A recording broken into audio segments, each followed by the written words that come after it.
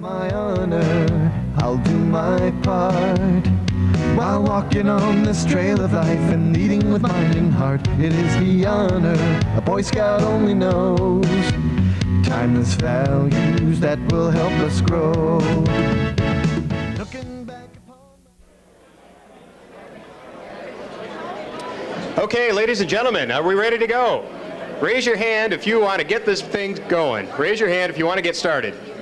I'd like to get started. I don't know about everybody else, but we're going to get started. Welcome to the 4th annual Boy Scout Friends of Scouting Luncheon. We've got a couple of stragglers coming in here, so we're going to let them get seated, but very shortly we're going to call the color guard up. But I want to welcome you. Everybody, raise your hand if you've been to the luncheon before. Raise your hand if you've been to the luncheon before. Lots of folks. Raise your hand if you haven't, if you're a newcomer. We've got a lot of rookies in the room today. I bet anybody who's been here before, though, will tell you what a nice luncheon it is, so we want to welcome you here. The first order of business is for me to call upon the Troop 245, sponsored by the Memphis Lions Club, to present the colors. Gentlemen.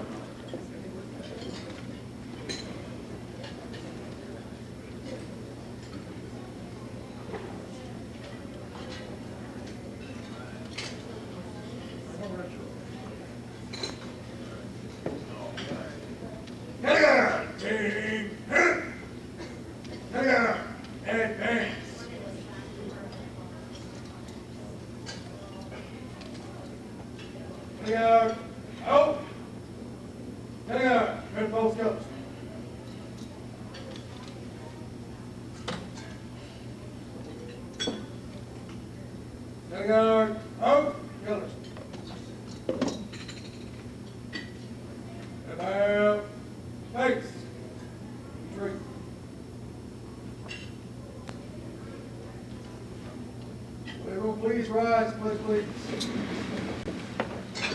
Face the American flag. Scout salute.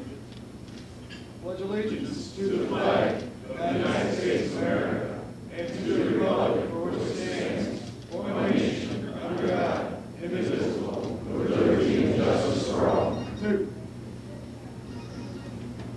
Cutting out. Face. Cutting out. 3.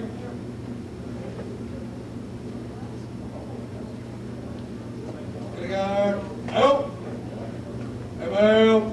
Face. Delegate dismissed.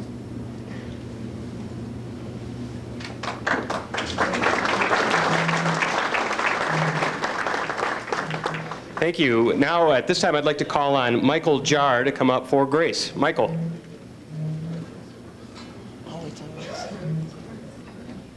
Would everyone please join me in saying the Philmont Grace? Everyone please remove any hats. All right, dear Lord, for food, for raiment, for life, for opportunity, for friendship and fellowship, we thank thee, O Lord. Amen.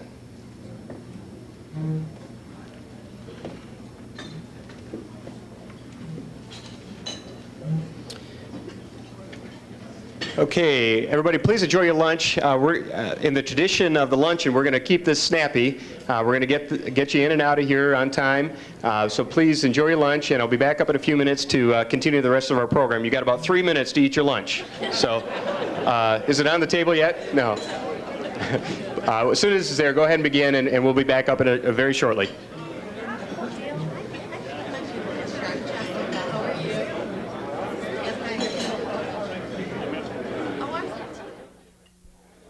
Okay, ladies and gentlemen, I know that several of you are still finishing your lunch, but in order to keep us on time and on budget, to be out of here by 4 o'clock, I'm going to, I meant 1:15. We're going to get going again. Next item on the agenda is special comments, and I have 2 of them. The first is I'd like to recognize Citizens First Savings Bank and the Citizens First Foundation. Without their generous support of this luncheon for now 4 years in a row, we wouldn't be have this successful luncheon that we have here today. So I would ask the Board of Directors and the representatives of Citizens First to please stand and be recognized.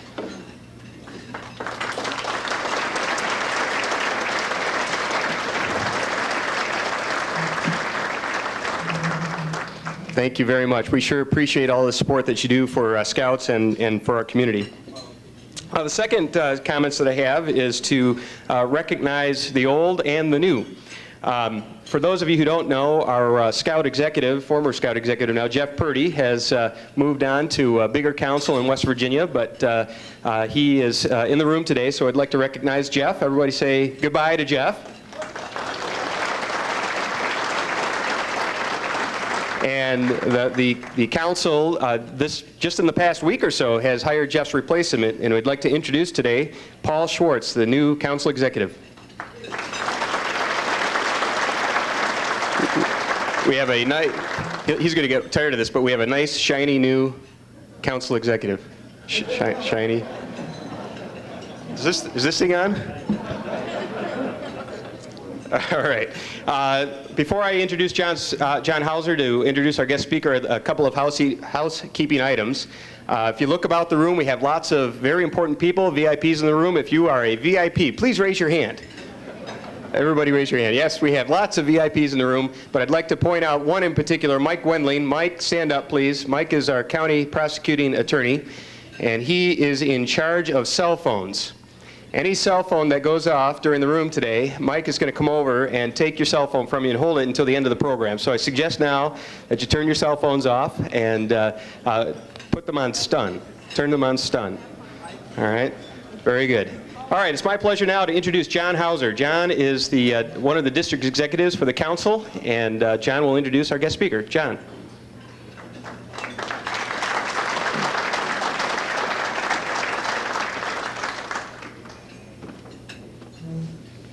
Well, thank you very much. I wish I had a cell phone to turn on or off, but I lost it at the airport last night. So, wanted to make a comment that for the last 3 years, this event has steadily grown, and we're pleased to announce today that we have 375 people here, which is quite an improvement even over last year. And in this economy, I think we owe our table hosts, Don Fletcher, and all of you a round of applause for coming today to support Scouting.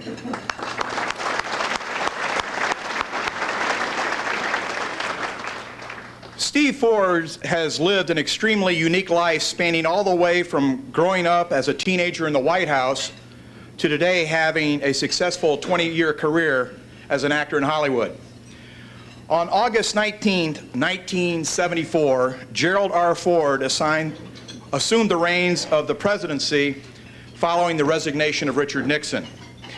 At 18 years old, Steve Ford had to make the transformation into the role of first son at a very troubled time in American history. During the last 20 years, Steve has enjoyed a successful acting career in Hollywood, appearing in hundreds of television shows.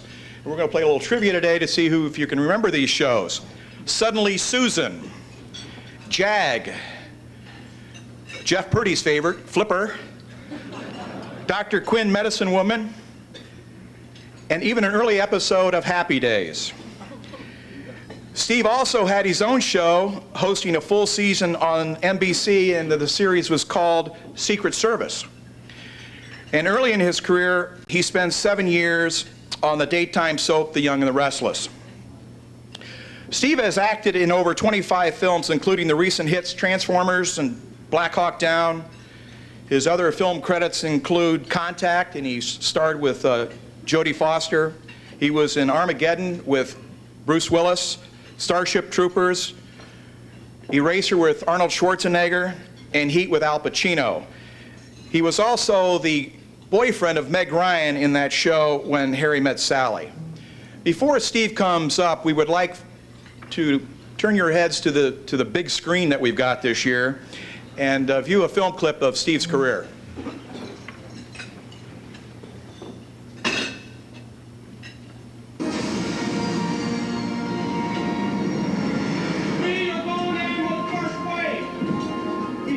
For us to kill. You smash the entire area. You kill anything that has more than 2 legs. You get me? We get you, sir. I told my dad that I didn't want him to go. Daddy, don't go. Nothing would give me more pride than to represent my country. What can I say to this?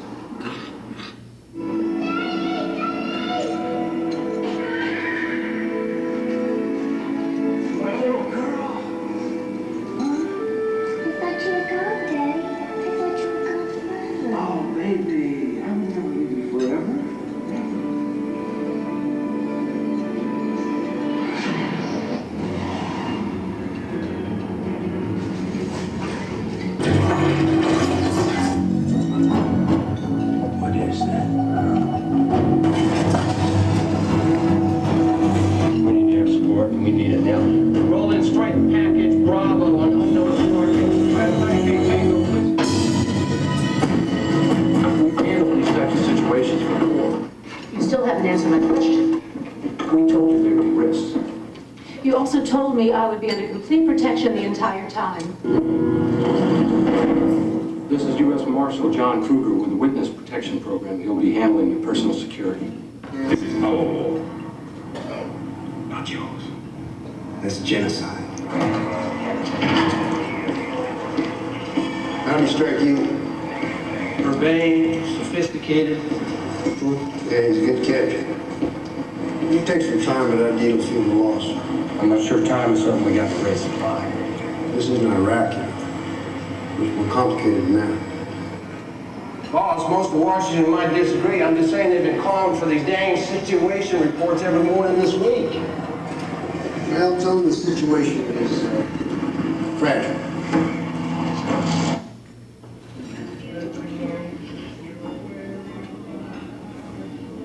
Joe, I thought it was you. I thought it was you. Oh, Harry, this is Sally Albright, Harry Burns. Harry and I used to, we live in the same building. Well, listen, I got a plane to catch. It was really good to see you, Joe. You too, Harry. Bye.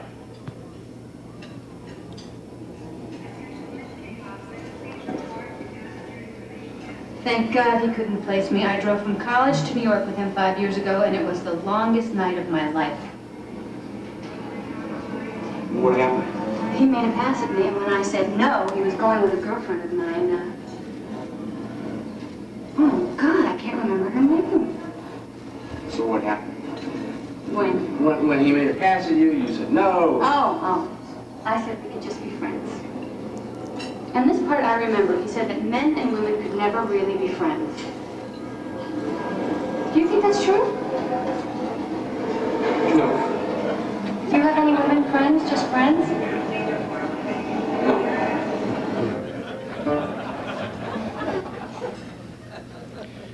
Please welcome Steve Ford, who is the third son of President and Mrs. Gerald R. Ford.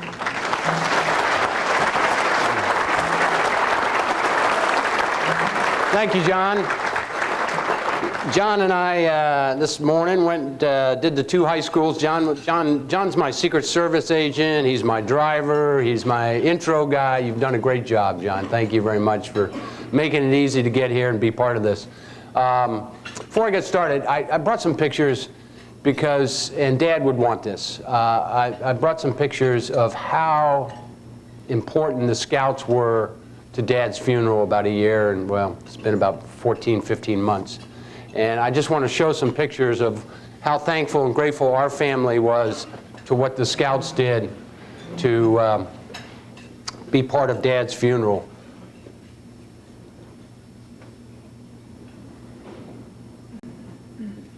This was out in Palm Springs, California. That's where the funeral started. This was in Grand Rapids, Michigan. And the Scout, I don't know how many thousands of Scouts were along the way. And Dad had such a heart for the Boy Scouts, and it meant a lot to Mom, meant a lot to Dad. And we are so very, very grateful for what the Boy Scouts did to honor my dad when he passed away.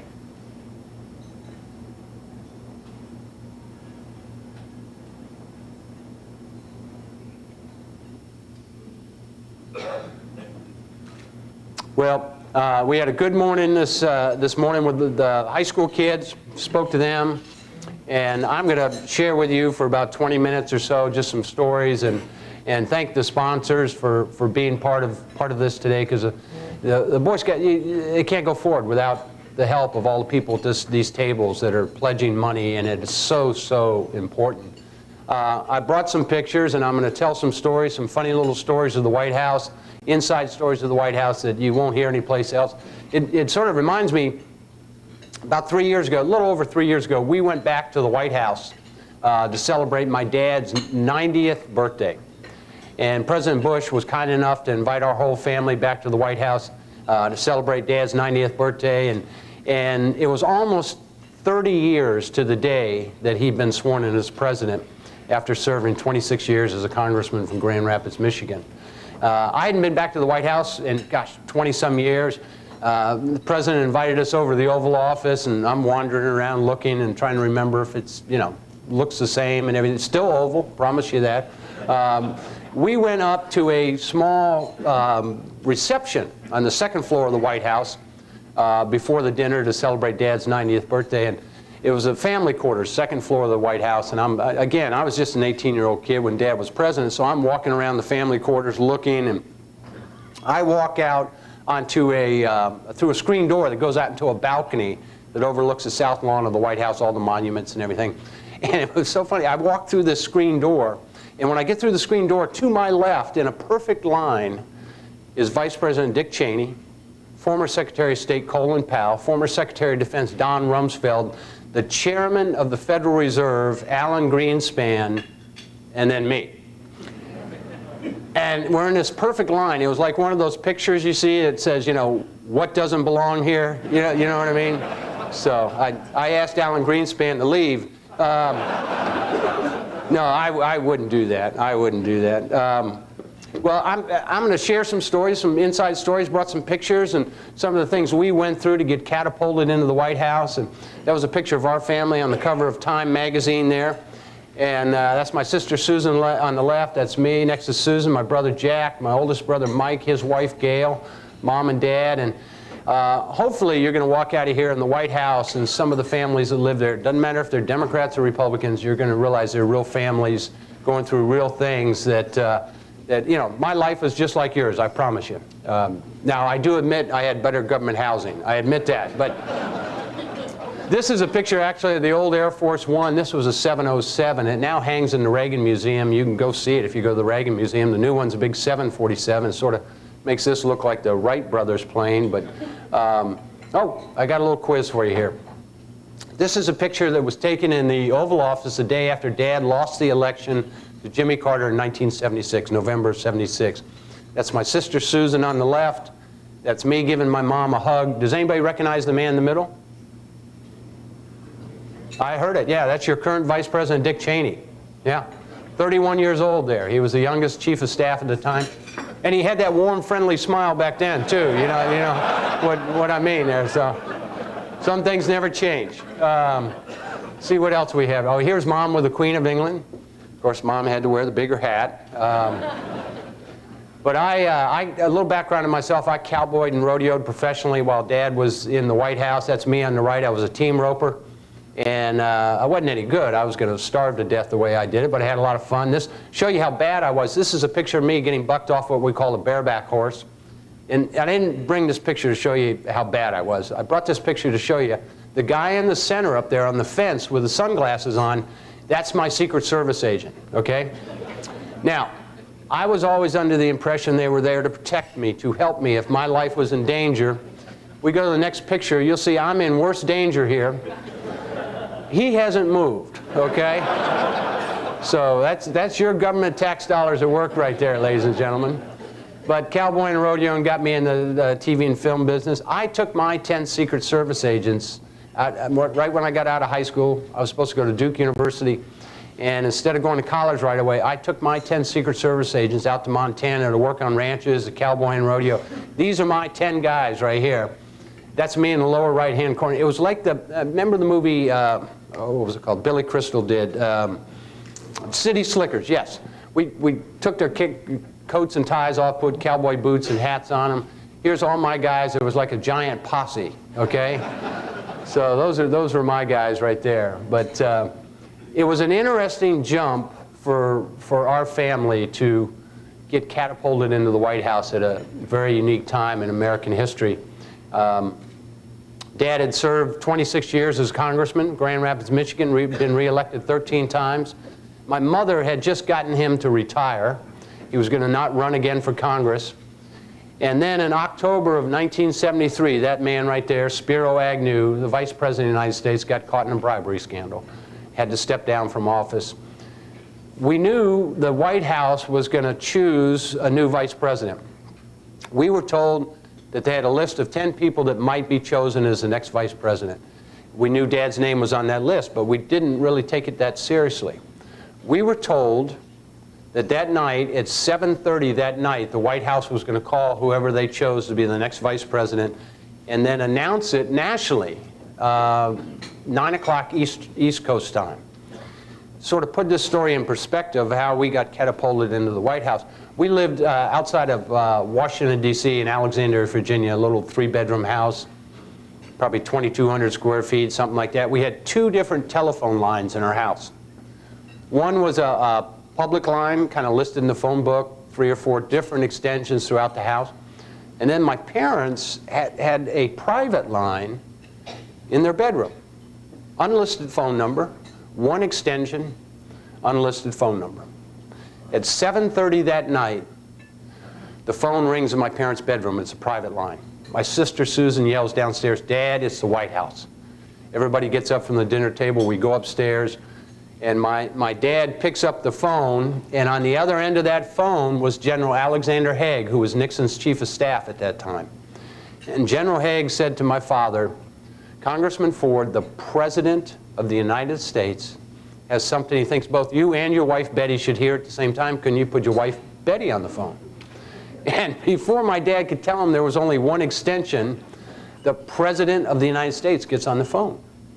And the next thing we hear my dad say is, "Mr. President, if you could just call back on the other line, Betty could get on," and he hangs up. I got to be honest with you, I didn't think that was a career move. I had visions of them not knowing the other number, you know, Al Haig and Richard Nixon going through the phone book, right? You know, it's Jerry Ford, right, Al, Jerry. We sat there for 5 minutes. It was the quietest 5 minutes in our family's life. I mean, and you could drop a pin and hear it. There were a couple rumblings in the back of, you know, "Way to go, Dad." That was, but 5 minutes later, the President of the United States called back on the other line so that my mother could be on the phone with Dad at the same time. And they could share that moment in their marriage as they'd shared so many other moments. And that was October of 1973. At that time, Watergate was a pretty small item in the news. Dad became vice president. And I remember my dad, because my mother was so upset because she thought she had Dad retired. And all of a sudden he becomes vice president. And I remember my dad saying to my mother, "Betty, don't worry about it. Vice presidents don't do anything," right? You know? Boy, that turned out different. But, you know, in October, Watergate was a pretty small item in the news in 1973. But over the next 10 months, Watergate grew. Nixon's presidency was under siege. And 10 months later, Richard Nixon stepped down from office. This is a famous picture of my parents walking the Nixons out on the south lawn of the White House. And I think everybody remembers this picture here of Richard Nixon saying goodbye to his staff, family, friends on the south lawn of the White House. We went in, right after this moment, to a small swearing-in ceremony in the East Room of the White House. But you can't forget that at that time, this was almost a constitutional crisis. Because you had a man who was now going to take over the reins of this country that had not gone through a general election to be elected by the American people. Appointed vice president, assumes the presidency. And at that time, the country was in shambles. You had the Vietnam War was going on. Dad was the last president to get the troops out of Vietnam. He inherited the war. He had a Cold War with the Russians. The economy, well, let me back up. 12 months before Dad became president, the price of oil on the free market was $3 to $4 a barrel. Over the next 12 months, the price of oil jumped 400% to $12 a barrel. When Dad took over office, it was $12 a barrel. The Dow Jones, 6 months before my dad became president, none of this his doing, but this is what he inherited. The Dow Jones was over 1,000 points. Over the next 6 months, it dropped over 40% to 570 points. Unemployment was over 8. Some parts of Michigan, it was 9% because of the auto industry. Inflation, when Dad took over the reins of this country, was 12.7%. When he left office, now, you know, it's interesting, all those things changed, but we walked in to the East Room of the White House. Dad put his hand on the Bible and took the oath of office, and it was truly a constitutional crisis. You had a man who was going to lead this nation that had not been elected by the American people. Kids, we all sat in the front row, watched Dad get sworn in. This was our first family portrait after Dad became president in the Oval Office. Now, 10 months earlier, I used to walk by the White House, just like you would have, and look through those bars, those gates, and wonder what the heck they do in there, let alone could I have predicted the events that would have to happen in history to catapult our family into the Oval Office. Now, you're going to get a kick out of it. You would think after your dad becomes president of the United States, you get to move in the White House, right? That night, because the Nixons had, well, Richard Nixon had resigned so unexpectedly, so quickly, they weren't able to pack up all their belongings. Pat and Richard Nixon left for California, but they left their daughter and son-in-law, David Eisenhower, at the White House to pack up all their belongings. It took 7 days. So that night, after Dad becomes president, we went back. We didn't get to move in the White House. We went back to our little house in Alexandria, Virginia. This is a picture of our first family meal after Dad becomes president, sitting around our table. And you ladies out there are going to get a kick out of this. I'll never forget my mother that night cooking dinner, standing up there going, "Jerry, something's wrong here. You just became president of the United States, and I'm still cooking." But that was our reality. The next 7 days we lived in our little house in Alexandria, Virginia. Dad got up the next morning, commuted to the office just like everybody else. It just happened to be the Oval Office, and that was our reality. So it was a very strange time to be president in this country. Looking back on Dad's career, when he left office, his presidency was very short, 2.5 years. He left office, he'd gotten all the troops out of Vietnam, created 4 million new jobs, cut inflation from 12.5 or 6% down to 4.2%. Dow Jones was back over 1,000 points. The economy was moving again. But the one thing that cost him the election was the Nixon pardon. And for him, he knew it would. They figured the pardon cost him at least 10 to 15% of the vote. He lost to Jimmy Carter by less than 1%. A switch of 6,000 votes in the state of Ohio, Dad would have been president instead of Carter. That's how close the election was. But he would never, ever change that opinion on the pardon. He thought long-term, not short-term. He knew it was the right thing to do to finally bring the country back together, get us out of Vietnam, put his arms around everybody, and he would have never, ever changed that opinion. So, well, I brought a couple pictures that you will not see anyplace else. These are truly inside view of the White House, something you're not going to see anyplace else, and give you an idea of what our family went through, what Dad went through. This was a picture that was taken at a state dinner in Japan. They have a custom there that at the head table, you have to pass this wooden reed from one guest to the next. You can see the geisha gal holds it there. But the only way you can hold it is between your upper lip and your nose. Now, you can see Dad's not real excited about this. But to let you know what he was willing to do for the American people, I want to show you this. There you go. Now, ladies, I told you about Mom cooking on, after Dad became president. This next picture is for all the guys in the room. All right, men, this next picture is for you guys. It's going to prove to you that our life was just like yours, okay? This picture is going to show you who truly ran the White House. You guys have never had that look at home, have you? Well, in my closing minutes here, remaining minutes, I want to talk about something pretty serious. I was down in a prison in Beaumont, Texas, federal prison, about 16, 17 months ago, about 4 months before Dad passed away. And I was speaking to a group of prisoners, about 200 men that were serious, convinced, working hard to transform their lives. 200 men trying to stay off drugs and alcohol, change their lives. And I went in there and told my story, my testimony. I've got 14 years of sobriety. I speak to school kids and stuff like that, but and I stand here, sober after 14 years due to the grace of God, good 12-step program, leadership of my mom. And I'm in there talking to those men, those 200 men in that prison, to try to give them my story, my testimony. And we did a question and answer thing afterwards, and afterwards this young man stood up and he said, "Tell us a great story about your father. Tell us a great story about his career." And I thought about it a second, and there were a lot of stories ran through my head, and I said, "Son, I want to back you up for just a second." I said, "The story I want to tell you first is about how my father, it was his character, not his circumstances, that determined what his life would look like.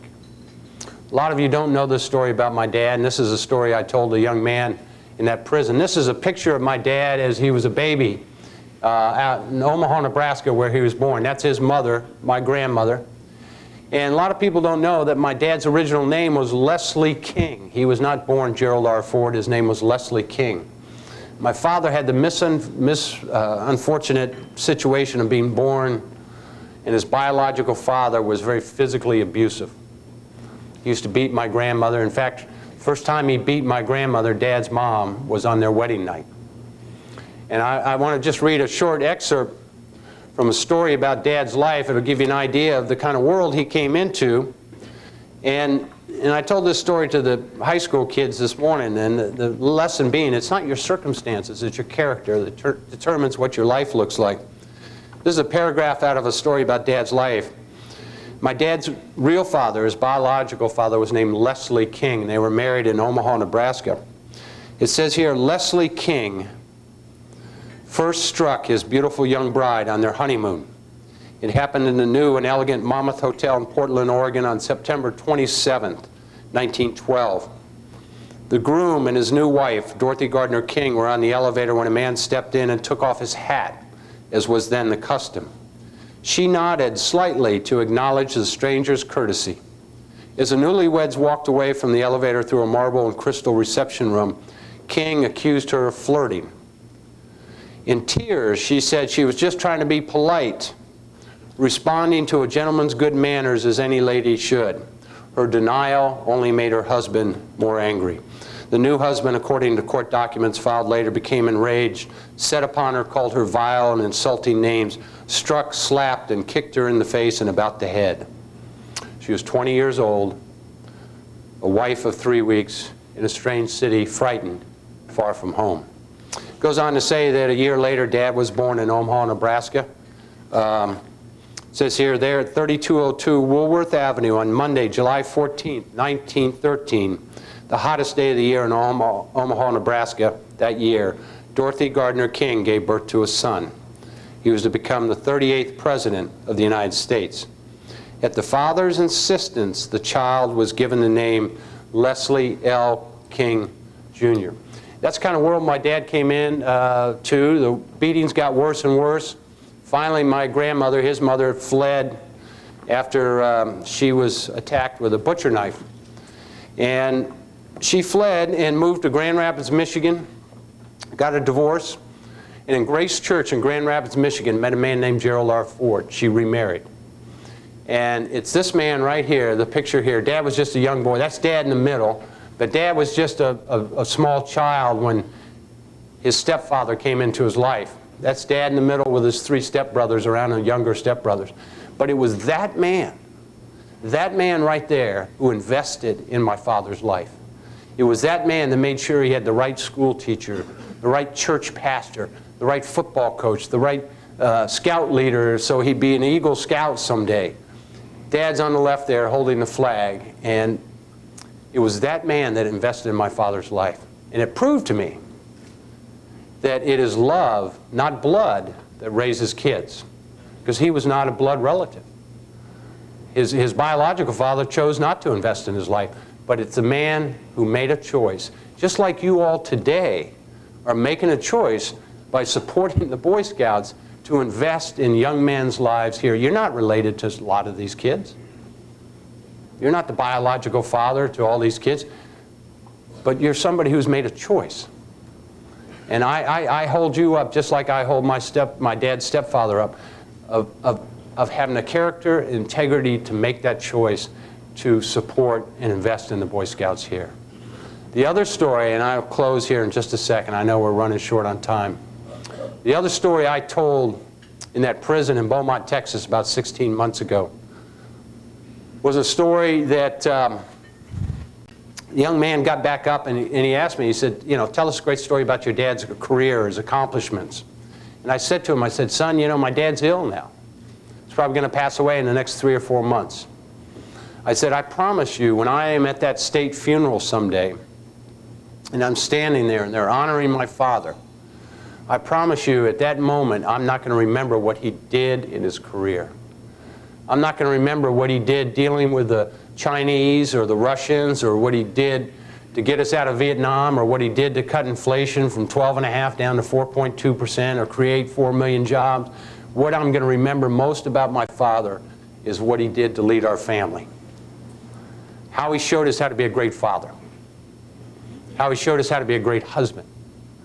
How he tried to give us character and integrity and invest in our lives. That's going to be the greatest legacy for me of my father's life. Not that he was President of the United States and had a pretty good government job, if you know what I mean. The greatest legacy is how he led our family. And that young man stood up in that prison and said, then tell us a great story about his character. And the story I related, and I told this story to the high school kids this morning, probably the most powerful story I've ever heard about my dad's life, happened about 14 years ago. We were back at the University of Michigan. They were retiring my dad's jersey. He played at Michigan back in the 30s. He was an All-American captain of the team, most valuable player. We were on the field as they retired his jersey. I think it was the 5th jersey ever retired at Michigan. They were playing Michigan State that day, and they won, actually. And that's when Michigan was winning a lot of games.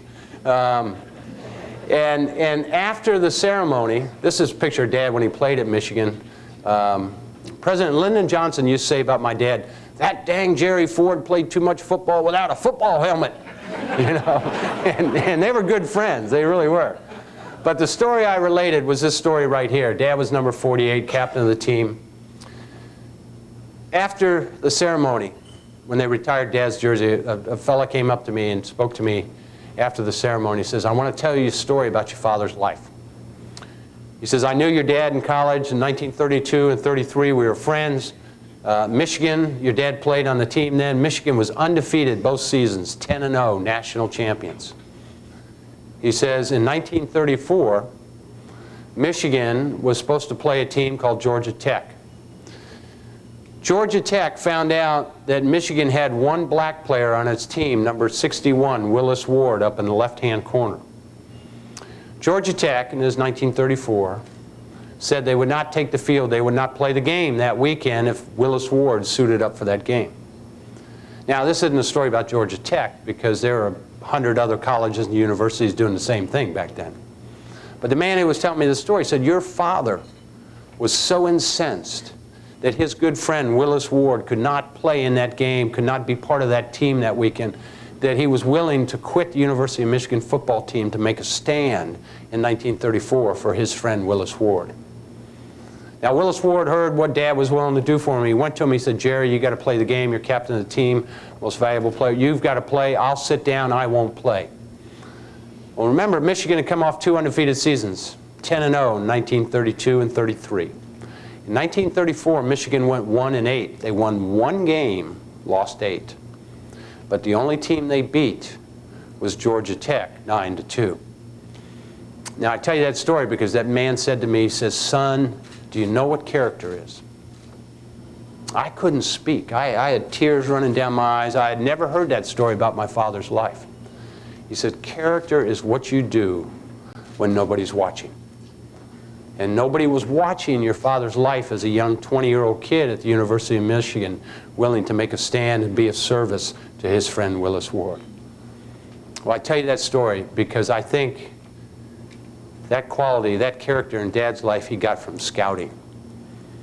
It played such a foundation in his life to become an Eagle Scout, be the only president to ever be an Eagle Scout. And I stand here today and thank you all for years ago, back in the late 20s, that scouting invested in my dad's life and made him be able to make those kind of stands in life. I want to thank you.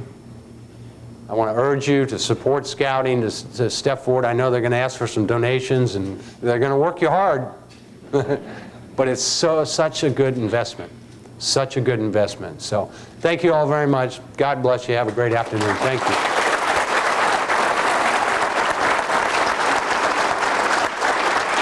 Thank you. Thank you.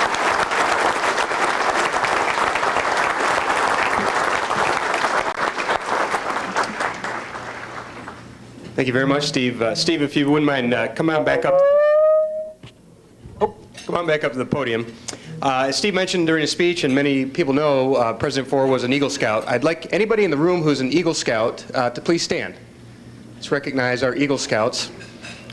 Give them a quick hand.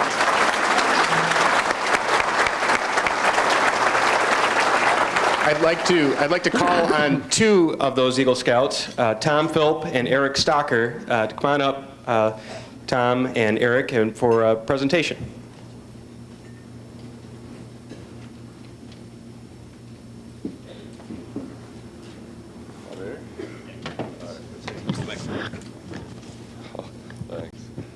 All right, I'm Thomas Philp. I'm 17. I go to Marysville, and I am an Eagle Scout. And this year, I'm going to Mackinac. I'm going to be the assistant senior patrol leader there. And every year, we have a unique scarf for some cool thing. And this year, it's going to be commemorated to Gerald Ford. I'd just like to present you with a couple of these for your family and whatever. Thank you very much. Thank you very much. Thank you. Thank you very much. Thanks.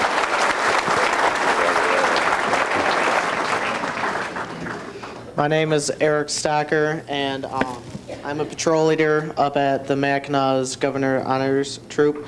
And we have a picture of Gerald Ford up there framed and stuff for you to have. Thank you very much. Thanks. Let's take this off of here. Let's you and I hold this. Step back in here. Let's all come down and we'll take a picture together here. Get this up there. Can we flip it over? There we go.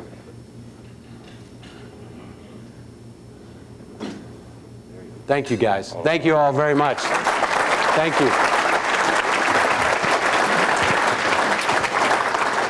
Thank you very much, gentlemen.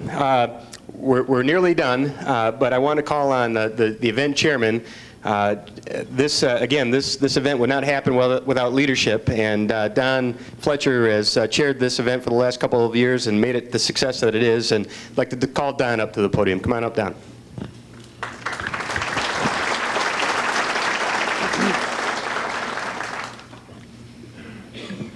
Well, thank you very much, Steve. That was humorous and extremely inspirational. We appreciate you being a part of our legacy of real quality speakers. In an event like this, you have to have just a brief time for some thank yous, so be patient with me in terms of thanking Jeff prior to him leaving in terms of major asks that he made. I'd like to thank John and staff.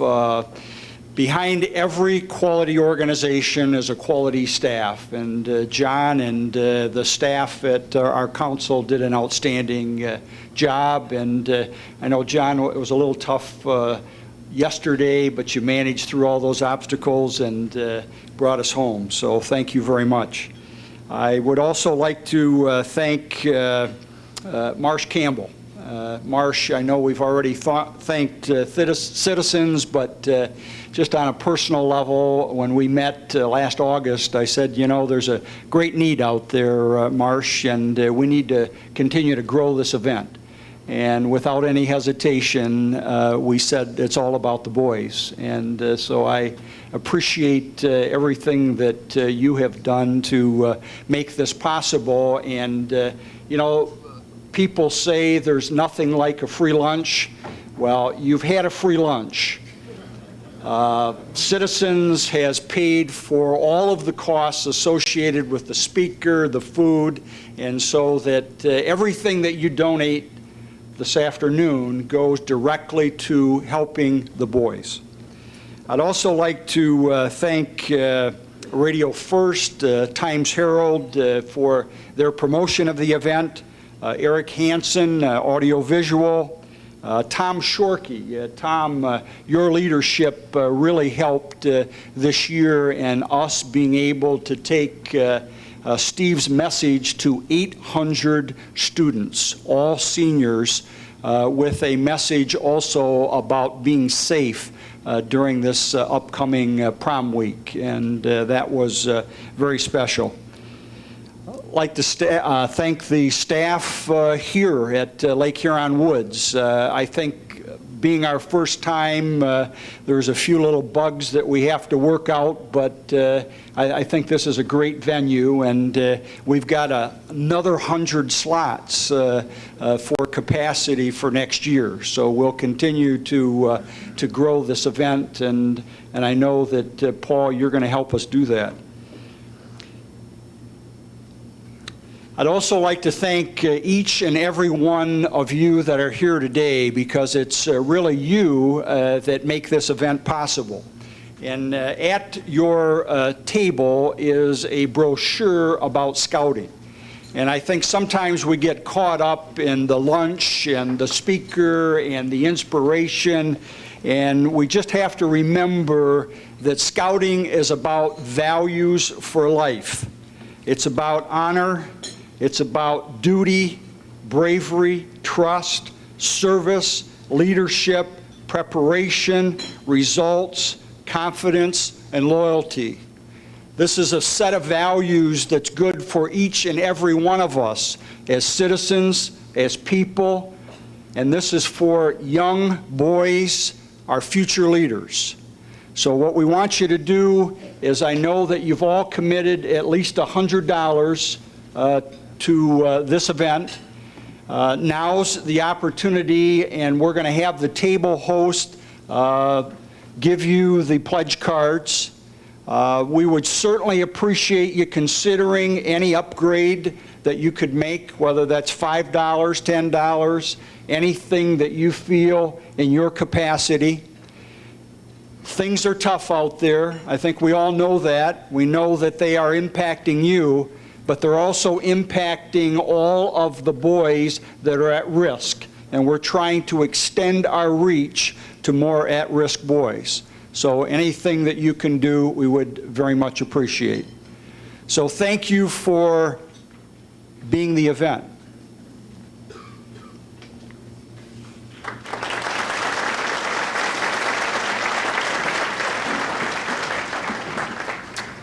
I don't know how this thing was so short in the first place. Okay, last order of business is to give away some prizes. Now, raise your hand, don't blurt it out loud, but raise your hand if you know the significance of July the 14th, 1913. July 14th, 1913. No, it is not Marcia Haynes' birthday. Hi, Marcia. Does anybody recognize July the 14th, 1913? It is Gerald Ford's birthday. Gerald Ford's birthday. Was anybody born on July the 14th, 1913? Gerald Ford, other than Gerald Ford. All right, the prize is the centerpiece. You'll notice on your table that there's a tin of popcorn. That's Boy Scout popcorn. And the prize for the day is to the person at each table whose birthday falls closest to July 14th. Not to the year, but to the day. So if your birthday falls closest to July the 14th, talk amongst yourselves, and the winner will receive the can of popcorn in the table. Now, I didn't notice, was there actually anybody in the room whose birthday is on July the 14th? Doug Tuma Sr., congratulations. Oh, there's another one? Another one? Who else? Doug Dolph? We've got two. All right, between the two of you, pick a number between 1 and 10. What'd you say? 7. He picked 7. You pick again. Another number between 1 and 10. 7 again. 1. The number is 6, and so Doug, congratulations. You are the winner of a prize basket up here. Congratulations. Okay, ladies and gentlemen. That concludes our program, with the exception that I'd like to call up Scoutmaster Kevin Kovic from Troop 245 from Memphis for the benediction. Scoutmaster Kovic.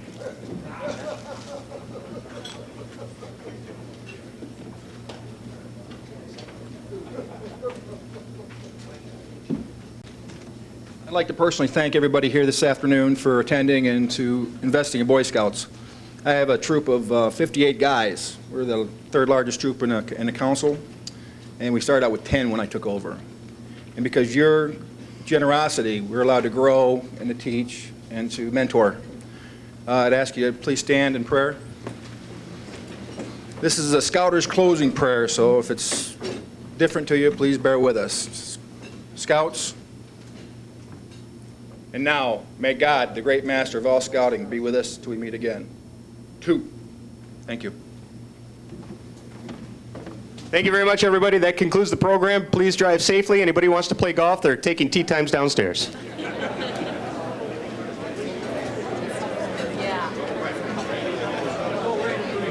Way to go, Tom.